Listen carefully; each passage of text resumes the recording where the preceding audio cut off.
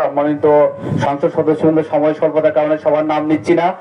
আমি সুনামগঞ্জ সদর উপজেলার আপনি এই প্রোগ্রাম করার জন্য আমি আপনাকে স্বাগত জানাচ্ছি, ধন্যবাদ জানাচ্ছি। আমাদের এই হাওর ডেকার হাওর অনেক বড় হাওর, এই হাওরের অনেক কৃষক এখানে তাদের জীবিকা নির্বাহ করে।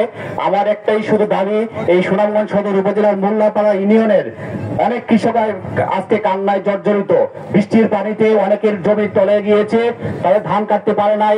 এখানে মূল কারণটা হলো এই আমাদের শান্তিগঞ্জ উপজেলার যে বাঁধটা, এই বাঁধের কারণে বাঁধের পানি নিষ্কাশন করার সুবিধা না থাকায় অনেক জমি তলিয়ে গিয়েছে। তা আমার দাবি, এই সদর উপজেলার এই কৃষকদের, এই মোল্লাপাড়া ইউনিয়নের কৃষকদের পক্ষ থেকে মাননীয় মন্ত্রীর কাছে এবং আমাদের মাননীয় সচিব সহ যারা কর্তৃপক্ষ আছেন তাদের কাছে দাবি, এই আগামীতে যাতে এই কৃষকরা আবার কান্না করতে না হয়, এজন্য এখানে একটা স্থায়ী সমাধানের জন্য একটা সুইচ গেট করে দেওয়ার জন্য খুবই জরুরি। এটা আমার সদর উপজেলাবাসীর পক্ষ থেকে আপনাদের কাছে আমি জোর দাবি জানাচ্ছি। আর যারা ক্ষতিগ্রস্ত কৃষক হয়েছে তাদেরকে ক্ষতি দেওয়ার জন্য, তাদেরকে ত্রাণ দেওয়ার জন্য আমি অনুরোধ করছি। আপনাদের সবাইকে ধন্যবাদ জানিয়ে আমার বক্তব্য শেষ করছি। জয় বাংলা, জয় বঙ্গবন্ধু। অসংখ্য ধন্যবাদ জনাব মোহাম্মদ খায়রুল হুদা, চেয়ারম্যান উপজেলা পরিষদ সুনামগঞ্জ সদর মহোদয়কে। সম্মানিত সুধী, এ পর্যায়ে বক্তব্য